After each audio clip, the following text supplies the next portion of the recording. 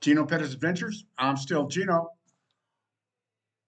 Why does stuff cost so much in Colombia? Doesn't. But here's the deal. You're not going to like it, but it's the truth. I had some people in my last video. Oh, by the way, subscribe, hit the like button, like, subscribe, you know the drill. Or call me, 505-501-8889. I'll talk to you anytime. Here's the challenge I got. The last video I did about a couple of houses. One of them was total disaster, old house, uh, really great bones, but the lady pops off 390 million pesos. Okay, so we go over to her other house, and I ask her how much it was, and it was 290 million pesos. And then, as I got to editing the video, the first price she gave me was 220 million pesos. So, what prompted her to go up 70 million pesos out of the clear blue sky, or almost $20,000? Well, here's the deal, boys and girls. If you are not from a third world country, you are perceived to be, ready for this? Rich and stupid. Now, I don't know how they think you got rich if you're stupid, but that seems to go hand in hand with lack of customer service. That's a whole nother rant. Today, we're going to talk about the first world effect. I like to call it the gringo effect, but I think it'd work the same if you're from England or Australia. Anybody speaking English wearing a button down collar, you can just count on the price going up. Oh, I don't know, 30, 40, 50%. I mean, I watched a young guy from the United States try to do it to a couple of my clients. I mean, my God, he had tacked on a extra 150 million pesos, which is 35, 40 grand. So don't get caught up in that. Don't just because if you relate it back to the United States that it is cheap, because it ain't cheap. If you're paying 2 or 3 or 4 times more than what a Colombian would pay for it. So beware. The next thing is I'm not real sure about their attorneys either. I think they're right up there in the same mindset as, yeah, they're rich and they've got money and they're stupid. My God, guys, we're not stupid. How the hell did we get this old if we're stupid? Bad decisions? Sure. Who hadn't made them? Cost you money? Sure. Why not? Happened to all of us. Some of us recovered, some of us didn't. Still doesn't give them the right. I don't care if we are in their country. That's abuse. I don't give a damn where you are. Uh, that's like selling water in the desert for six prices. I'm sure that goes on too. But I guess if you're thirsty enough, you pay it. And I guess all I'm trying to say here is do your research before you buy anything. Do your research before you rent anything.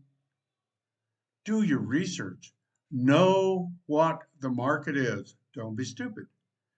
And if need be, find yourself a Colombian, or I'm sure this goes, I've seen it happen in Mexico, not so much because we kind of know what the drill is in Mexico, but in a lot of these smaller countries, it's the norm.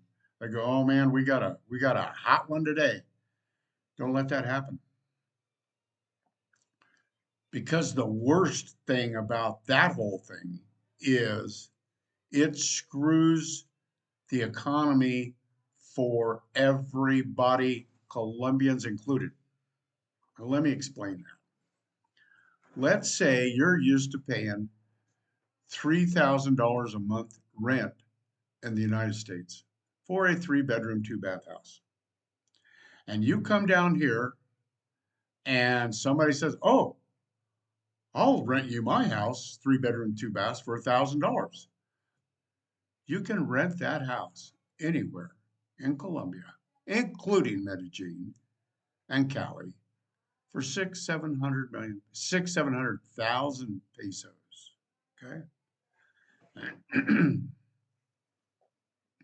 And what happens, and what has happened to places like Barrichara, became really famous. A lot of expats went there, a lot of Americans went there.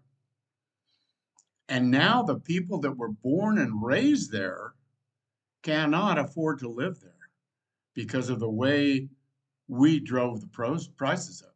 Well, not just we. It happened to me in New Mexico, Santa Fe, New Mexico, struggling little village, capital of New Mexico back in the 50s and 60s, got discovered around the 80s and 90s. And where rent used to be $200 or $400 is probably now $2,000, $3,000. And the people that grew up and lived there have to live out of town to work in town in Santa Fe. It's just not right. So try to save what okay, you see the way of life, you see how inexpensive the way of life is. Don't be the stupid rich gringo. Do your homework. Find out what stuff is really worth. I mean, I can't wait till I see this realtor lady again.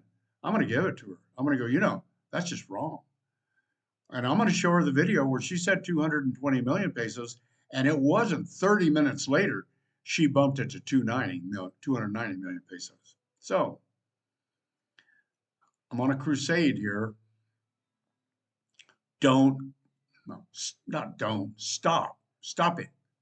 Stop overpaying your rent. Stop overpaying for a tinto on the street. A tinto on the street is 2,000 pesos.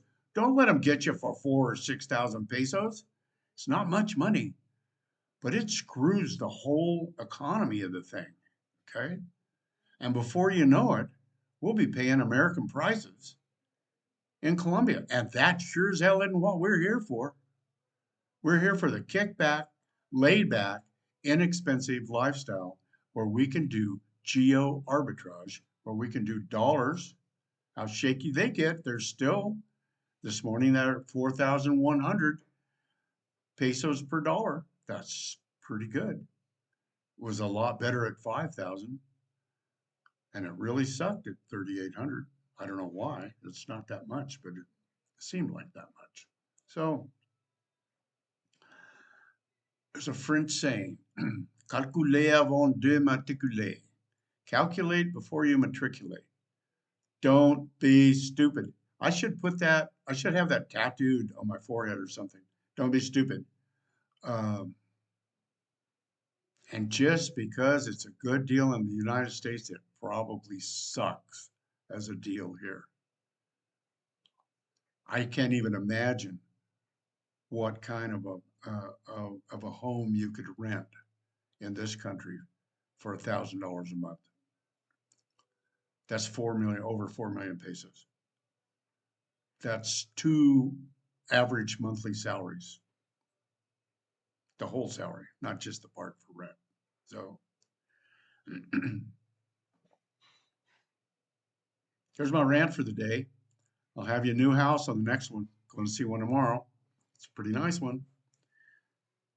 Today is the first day of the rest of your life. If nothing changes, nothing changes. If you want me to help you change it, call me at 505-501-8889. Or you can WhatsApp me at +57 322 244 7841. God bless you. I hope you're well. See you on the flip side.